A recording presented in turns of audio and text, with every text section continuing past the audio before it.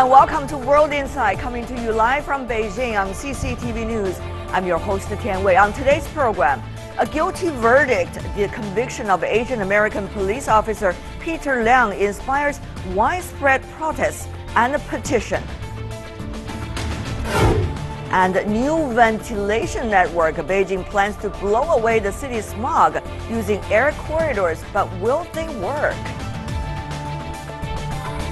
We begin today's show with Peter Liang's case. Across America, supporters of former NYPD officer Peter Liang showed up in the tens of thousands to protest his conviction. The Chinese-American police officer was found guilty of manslaughter of an unarmed African-American in a New York shooting.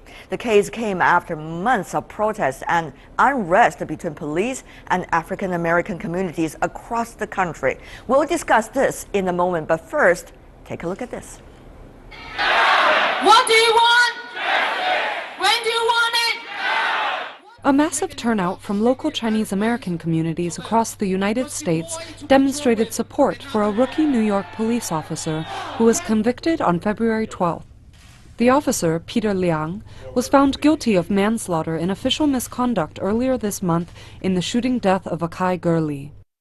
The shooting took place on November 20th, 2014, at the Louis H. Pink houses in the East New York neighborhood of Brooklyn. Liang and his partner were carrying out a nighttime vertical patrol. Liang had his gun in his hand as he entered the stairwell. Akai Gurley was on the floor below. The single bullet ricocheted off the wall before killing him. The prosecution accused Peter Liang, who has only 18 months' experience, of firing for no reason. The defense argued that Liang's weapon accidentally discharged after he was startled by a noise on the stairs, but the jury disagreed. Liang is the first NYPD official found guilty for a death that happened while on duty in more than 10 years. He faces up to 15 years in jail.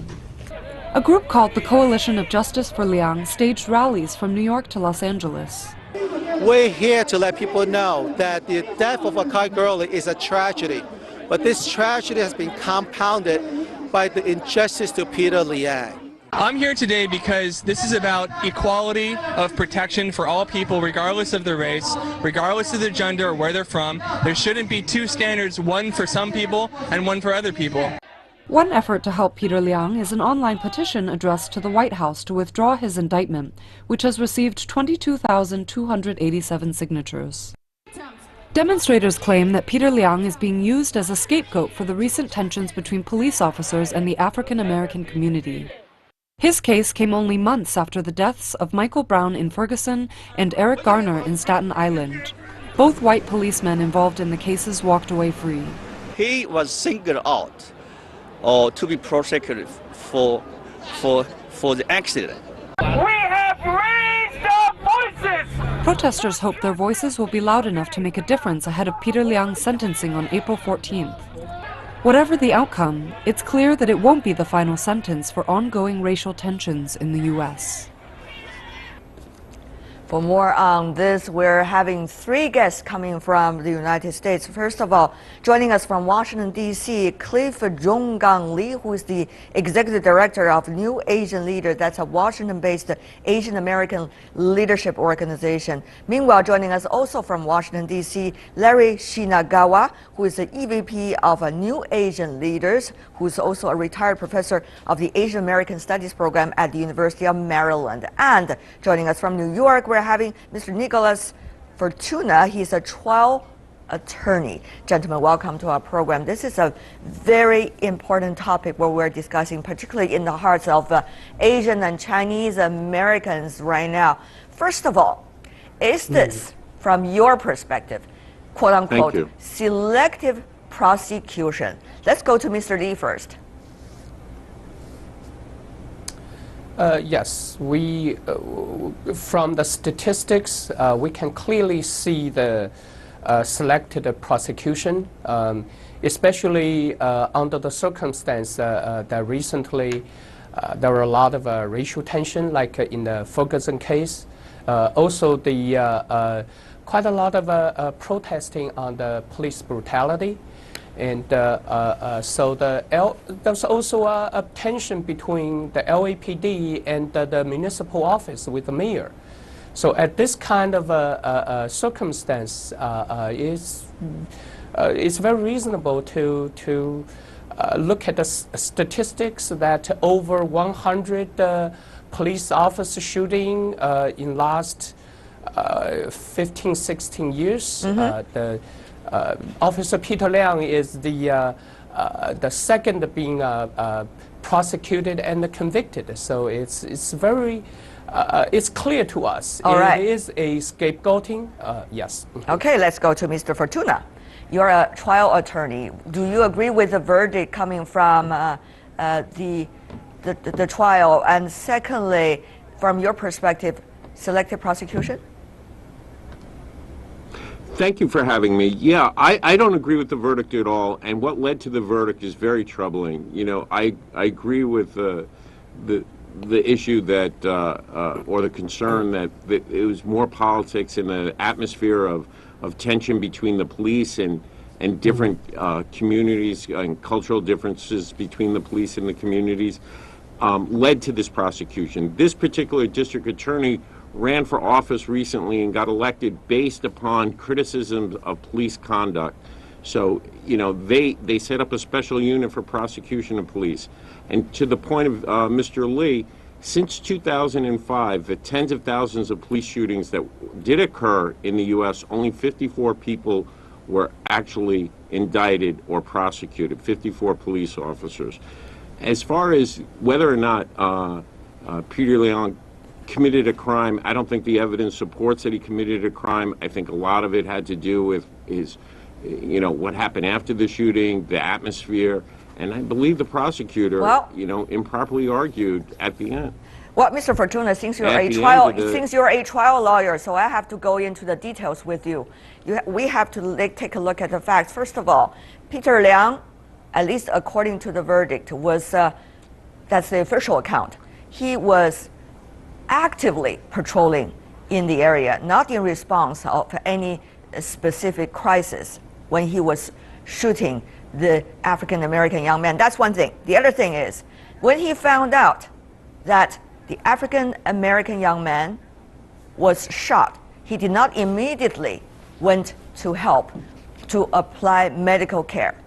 Thirdly, he offered his conviction. I want to make sure, even though we are doing this discussion on China's TV, we are not siding with any side if we don't have enough evidence to do so. So let's go to Mr. Fortuna once again as a trial attorney. Sure, and I wasn't presuming that you were on one side or the other, but if you look at the evidence and what's required of a manslaughter conviction, you have to have knowledge that what you're doing has the risk of causing the particular harm that happened. Now, Officer Liang was in one of the most dangerous housing projects in the city. He was doing what's called a vertical patrol, meaning he was going up and down the staircase to the roof, the most dangerous patrol there is among the patrols that the police officers have to do. There was no lights in the hallway, so there's no way he would have seen the victim in this particular case. Now, I think he was negligent in the way he was performing the patrol. His gun did accidentally go off, it appears. He wasn't shooting at anyone. All the evidence points to the fact that he wasn't aware that someone was shot. Now, his behavior after the shooting has nothing to do with the crime of manslaughter. Now, you can criticize his behavior for not providing help, but the crime itself occurred prior to that. So the fact that he responded badly or that he reacted, you know, the defense says he was in shock. Whether or not he was in shock or he just didn't have the intelligence to quickly run and provide aid has nothing to do with whether or not he committed a crime. All right. He was a floor above. There was no lights. I see. Now, you also... I see. We have already... You also... Yeah. You've already offered quite a few points. Let's go to Professor Shinagawa for now. Do you think this is an issue of justice vis-a-vis politics? Whose justice is it, and whose politics is it? We're talking about a situation across the country in which many African Americans and Asian Americans and many other communities are very incensed with police violence. Many deaths have occurred. The FBI has been trying to investigate how many police deaths have occurred over the year, deaths by police officers. And unfortunately, most of the districts do not comply by providing statistics about it. One of those districts is the New York Police Department. We're seeing a situation where that information that is so crucial for monitoring police activity is not available. In the case of Peter Liang, there is so much that is so unjust. And one of the things that comes out very, very clearly is that there is an element of racial bias. If you look at the last, ever since 1999, there's been 179 police shooting deaths. And of that, only 3 were indicted, and then only 1 was convicted prior to Peter Liang. In each of those other cases, it was much more interesting to find out that there were more direct relevance to the possibility of death for that victim. In this case, this was clearly accidental. And the question mark is, why was he singled out? Why was he possibly a scapegoat for the system that is very, very, not corrupt, but let's just say inept, at the very least? Well, what do you think? I would Go ahead. I would say a couple things. You know, the circumstances leading up to this incident and the trial were very unfortunate for Officer Liang, Peter Liang. Now, you know, the community, New York City, was outraged at the Ferguson incident, that there was no indictment on this by the Staten Island District Attorney's Office. U.S. Justice Department started investigating it. There's been many protests about police activities in New York City itself. Black Lives Matter have been protesting. The district attorney in Brooklyn came into office under, part of his campaign was taming the police violence, going after the police. So all of these factors are playing into a circumstance where we have a police shooting. This police shooting should not have been prosecuted. Okay. But it was at the wrong time in the wrong place. All right. Interesting. But Mr. Li, can we say the prosecution of police officer Liang this time, would that serve as a precedent? Are we going to see, as a result of this, if this is how things are likely to happen, more cases against the police who have been conducting violent actions toward the public, I mean the innocent public, might be punished?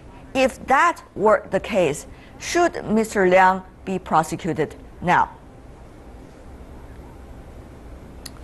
Well, makes no mistake that the Mr. Liang had his fault. That's inadequate police training and all. However, we feel that just to prosecute a Asian American officer because because that's have a very little repercussion by the from the eyes of a powerful, because it happened to be a representative of a minority group which was perceived to have a weaker political status. So yes, we agree. The police officers, I mean police, all over the nation should look into their records, should solve the problem at its roots by better training, by a better enhanced relationship between police officer and the people. All right. However, this is just the wrong way to go at the problem. Professor Shinagawa, though, it seemed that Mr. Li's presumption in his answer earlier is having in his mind that the Asian Americans and Chinese Americans are the socially weaker party inside the American society. Is that a correct assumption to begin with, first of all? And secondly, only because others were not prosecuted, then all of the many others to follow should not be prosecuted, including whether it's Chinese American, it's white American, or African American? Okay, let me go into that for a second. First off, I would like to make the greatest and the dearest condolences to the Gurley family. What has happened has been a major tragedy for their family and for the entire community. It's very, very clear that an injustice has happened in which he died needlessly. Secondly, what I'd like to say is that there is a pattern in which Asian Americans have been seen sometimes as a silent, passive minority, the population that won't make a fuss. There's been some publications in the past that have said that Asian Americans are the quiet minority. That can't be so. In history, Asian Americans have been quite active and have protested on many occasions. When we think about Vincent Chin, for example, he was beaten with a bat by two out-of-work auto workers. And what ended up happening is that the entire Asian community went to the defense of the family, the Chin family, to try to make sure that there was justice. Although the person that perpetrated it, Mr. Evans, was never put into prison, the entire Asian community rallied. It shows that Asian Americans are not going to take it.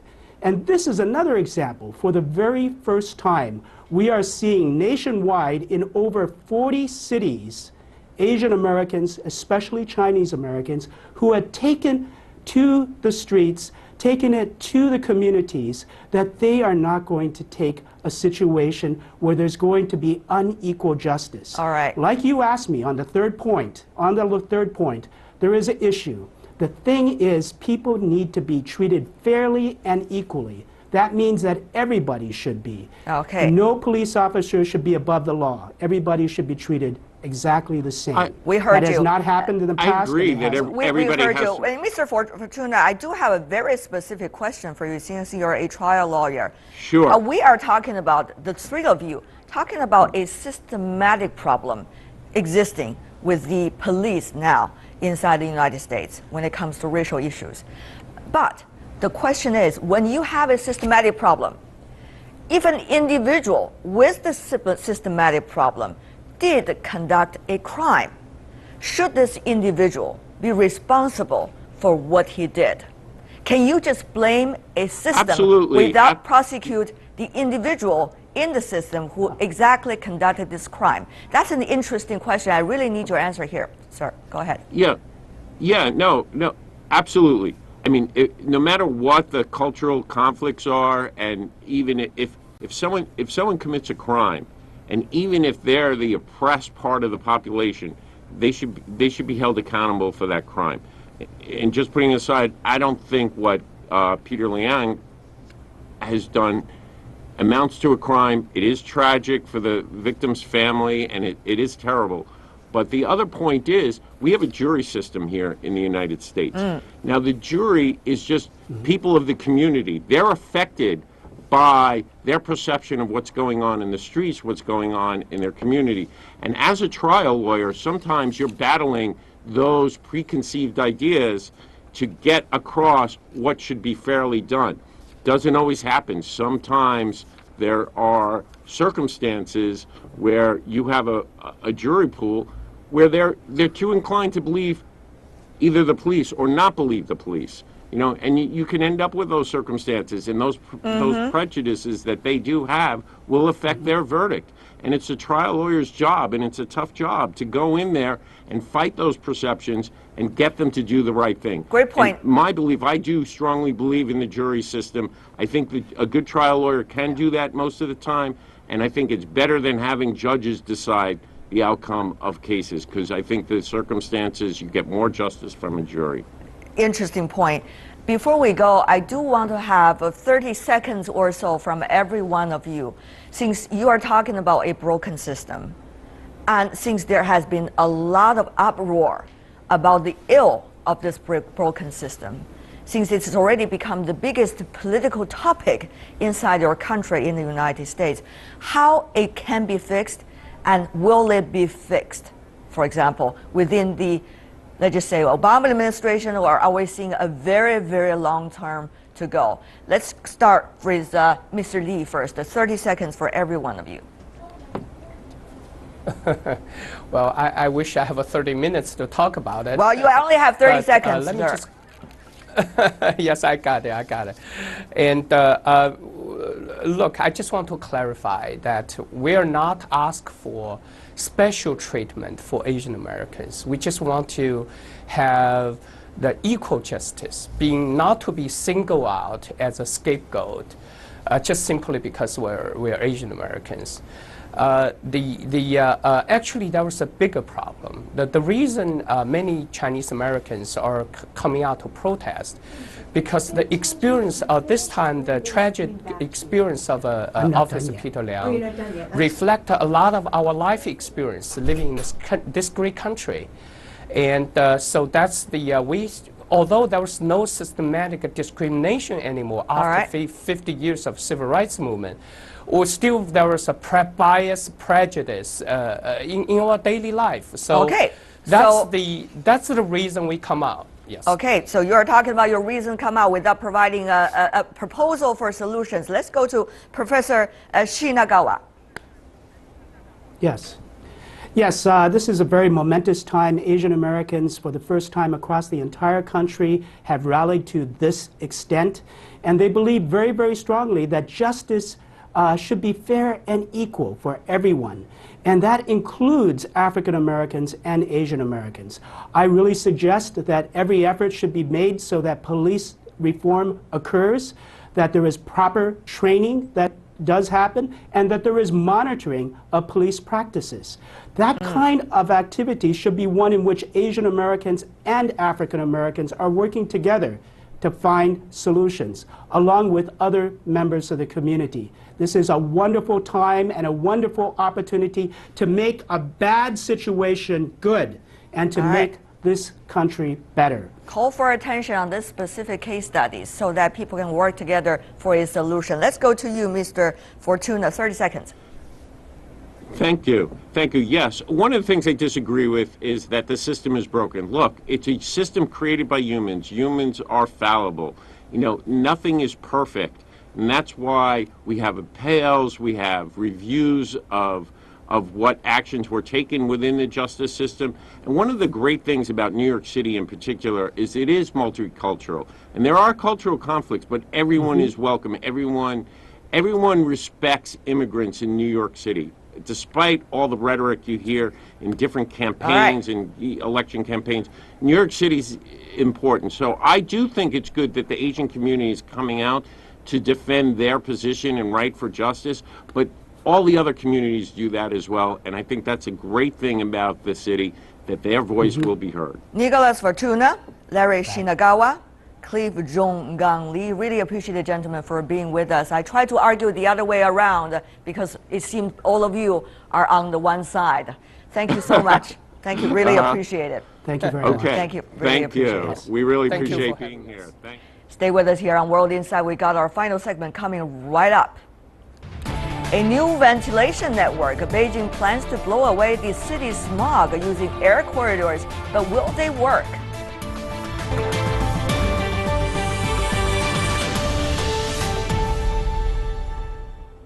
Welcome back. You're watching World Insight on CCTV News. I'm Tian Wei. This winter, dense smog has choked Beijing and its neighboring cities. Pollution has long been a concern for the public and the government here in China. Chinese Environmental Protection Minister Chen Jining said the country is committed to enacting tougher and better methods of combating pollution in the future. But first, take a look at this. Better methods to curb air pollution in northern China. Beijing and its neighbouring cities will enact uniform criteria for issuing pollution alerts by the end of March. According to the Ministry of Environmental Protection, a red alert will be issued when the daily average air quality index is forecast to rise above 500 for a day or longer, or the numbers climb above 200 for 4 straight days or longer, or 300 for 2 days or more. 要修订中污染天气的应急预案。那么这里面呢， The Beijing-Tianjin-Hebei area will adopt the same alert standards, will strengthen control of key cities and highly polluting sources. That also includes research for factories to shift production time and increase pollution charges in winter. Chen Jining stressed that improving the response to severely polluted days around the capital is a priority. Beijing has already begun taking measures to curb air pollution. On Saturday, Beijing municipal authorities said the capital is planning to build a web of ventilation corridors to facilitate airflow and blow away smog. There are 5 primary ventilation corridors which are designed to be over 500 meters wide. The 5 major ventilation corridors largely run from the northern suburban areas to the south. The corridors will be created by connecting the city's parks, rivers, lakes and highways, along with their green belts, as well as low building blocks. Air pollution has become a major concern of residents in Beijing and its neighbouring cities. This type of ventilation corridor will definitely help divert pollutants, but some experts have noted that building the corridors is not a real solution. They say that emission cutting is the true key to solving China's pollution problem. For more on the air quality in Beijing and the surrounding area in China, we are joined here in the Beijing studio, Mr. Wang Tao, resident scholar at the Energy and Climate Program based at the Carnegie Tsinghua Center for Global Policy. Welcome, sir. Meanwhile, joining us from Washington, D.C. in the United States, we're having Song Ranping, who is a developing country's climate action manager at World Resources Institute. Meanwhile, joining us from Boston, also inside the U.S., we're having Ms. Barbara Finamore, who is a senior attorney and also agent director at the Natural Resources Defense Council. Welcome to the 3 of you. I have to start from the local guest because I guess Mr. Wang, you know better than everybody else sitting here, about what does it mean, you know, these several new policies coming out. Let's just line them up. First of all of the cities, Tianjin, Beijing, and also Hebei province is going to have the same air quality alert. Secondly, we're going to have 5 routes for the wind to blow into the city of Beijing. And thirdly, the Chinese Environmental Protection Minister has been promising things are going to get better if we really implement all of these policies. So let's invite your wisdom. How much will they be implemented and will they be really working? Thank you. I think the first point is importantly touching on the coordination issues. We heard from time to time last year when Beijing is raising the red alerts of the air pollution, where we heard the other cities surrounding Beijing are not actually taking the same action, so which means they are still polluting at the same level, and then the pollution will blow into Beijing later on. So it seems like this is uncoordinated efforts and we are wasting all our resources on that. So this is an issue that I think that now we are trying to address by setting up this coordination mechanisms among the Beijing, Tianjin and other 4 cities in Hebei. But I think we also could take another look from maybe half or maybe 1 year ago. We talked a lot about Jing-Jin-Ji. So we are actually thinking about Jing-Jin-Ji means Beijing, Tianjin and Hebei provinces. So actually this, if you like, this is actually one step backwards. We are not actually asking the whole Hebei to coordinating together with Beijing and Tianjin, but only 4 cities nearby. I think this is also something that we need to maybe pushing further to say that we cannot just let go the other cities. We have to address that at larger scale. And then secondly, I think you mentioned about the 5 corridors. It's more like a short-term fix, if you like. You're actually increasing maybe the airflow of the wind so they will be able to blow away the pollution. But what is most important is we reduce the source of the pollution. And without that, I think only expecting that the wind help us to reduce pollution is only to some extent pessimistic. Well, yes, indeed. Ms. Finamore, you know this, praying to the wind is not the way out. But what do you make of these immediate actions, at least policy-wise, coming from the central government, shall we say, from the Ministry of Environmental Protection and also related provinces, municipalities? Well, the idea that you can blow pollution away is not a new one. It was raised in the U.S. A few years back by the city of LA. There was actually talk of cutting a hole in the mountain and putting a big fan next to it to blow the pollution out to sea. But that idea was shot down. It was realized that it's not a good use of funding. It was very expensive, and that the better solution would be, as we heard before, to cut the sources of pollution at their source.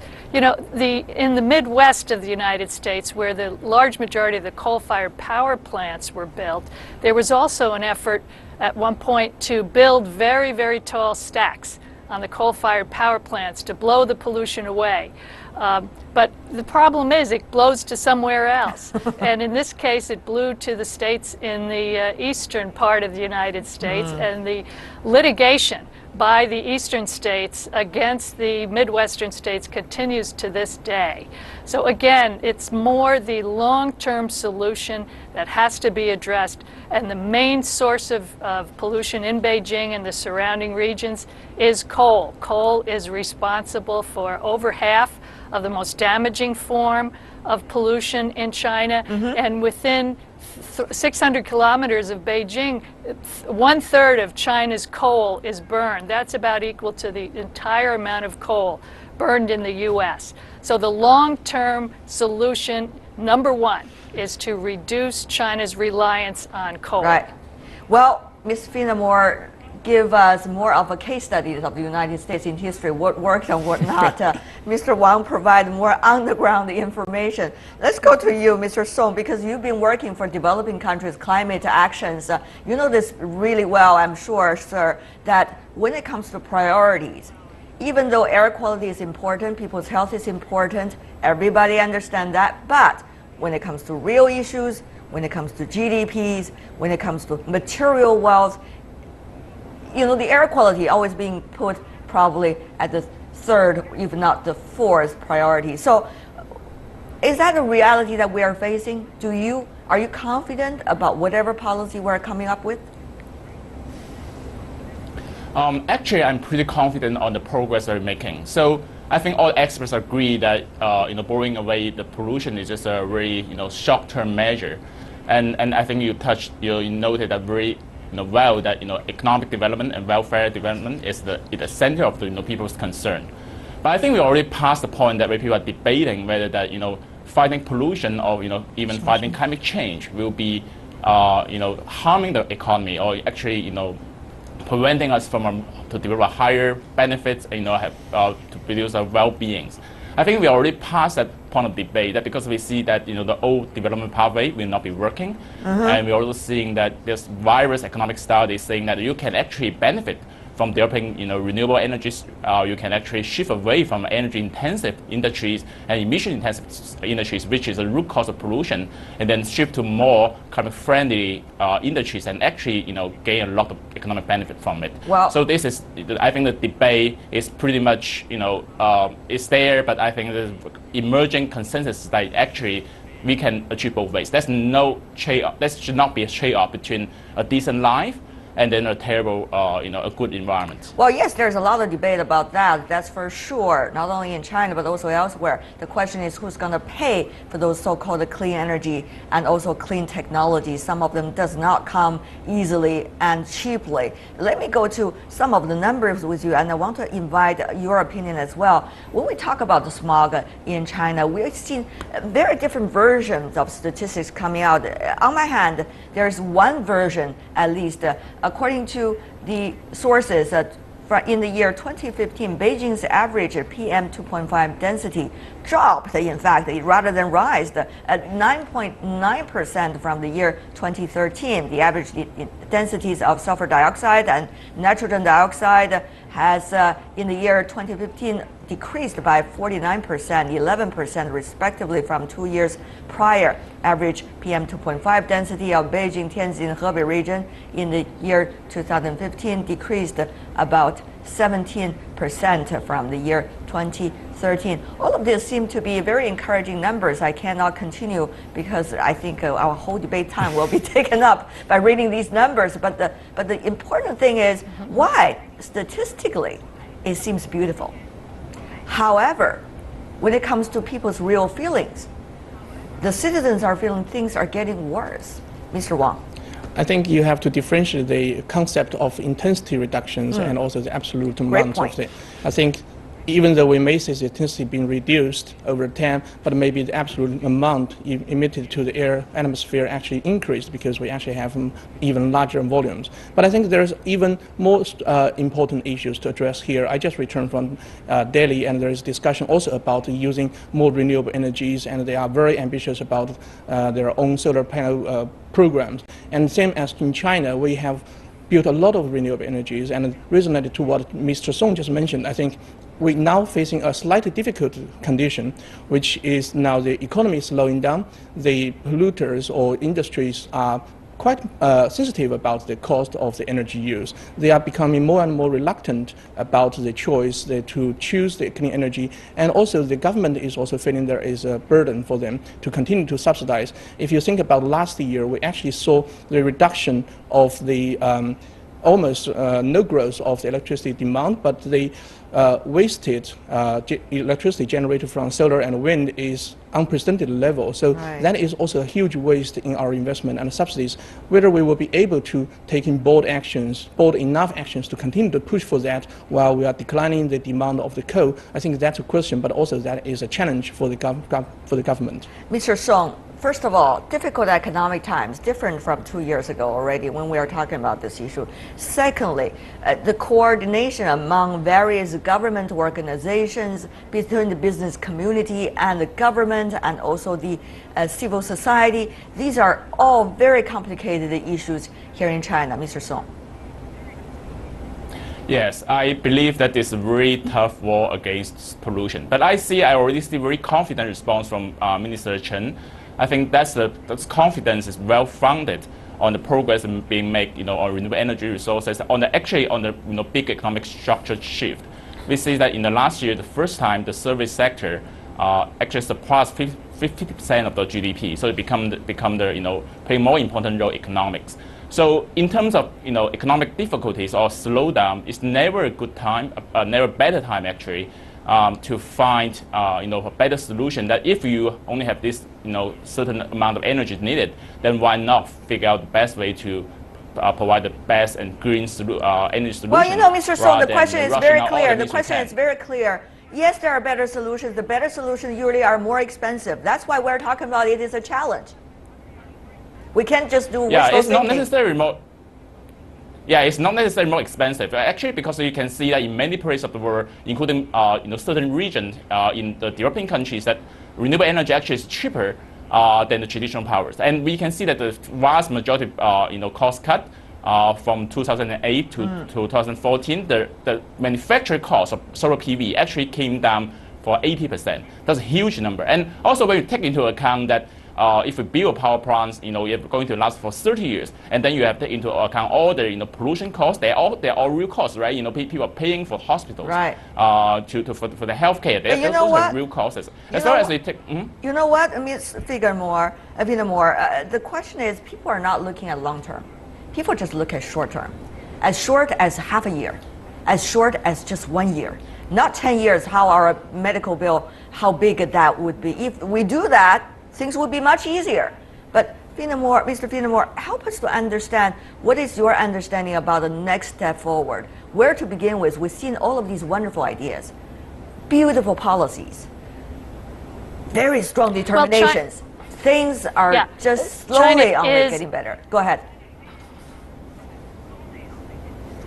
Yes, so China announced its air pollution control plan in 2013, which does require major cuts in coal consumption for the 3 main regions of China and also Shandong and other major coal-producing regions.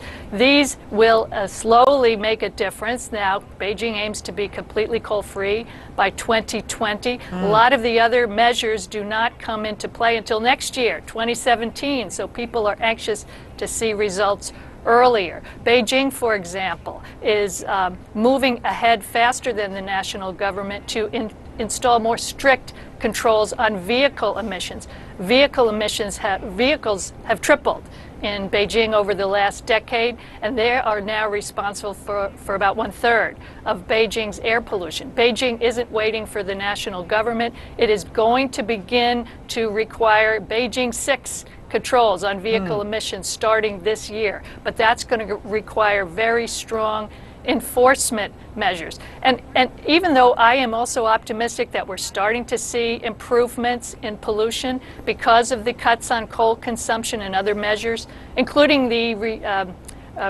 revision of China's air pollution control plan, which just went into effect this year. So we are moving in the right direction, but a lot more has to be done. A new study just came out that found that about 1.6 million people die each year from air pollution in China, and that unless even more aggressive measures are changed, that will continue until at least 2030 to kill up to 1.3 million people a year. Well, those are, of course, we heard the tragic numbers coming out frequently these days as a result of air pollution. Mr. Wang, before we go, very briefly from you, 30 seconds or so, what do you think about the coordination, once again, implementation, monitoring? These are all crucial elements of whether policy is going to work, and also what you're talking about, which is what if the new renewable energy, produced energy, how it's likely to be worked? Exactly. I think all these coordinations and monitorings are very important, but what is more important is to ensure that implementation will take place, ensure that we can see those standards to be met instead of just talking them. So we have to walk the talk. I think what we are expecting is nothing less than fundamental and far-reaching changes. We have to face the challenges. We cannot just be too optimistic and believe that this is just going to happen naturally, but at the same time we also have to remain upbeating and then continue to push on the right direction. Walk the talk, change our life. That's what we really need to do. Thank you so much, Wang Tao, Song Ranping, and also Barbara Finnemore. Really appreciate it. Thank you. And that is all the time we have for today. If you'd like to see more, you can visit our website. Just type in World Insight, CCTV News into your search engine. You will be able to find us. Or you can also check out our YouTube channel. From me, Tian Wei, and everyone at the World Insight team, thanks for watching, and tune in again tomorrow for more insights from across China and around the world. Good night.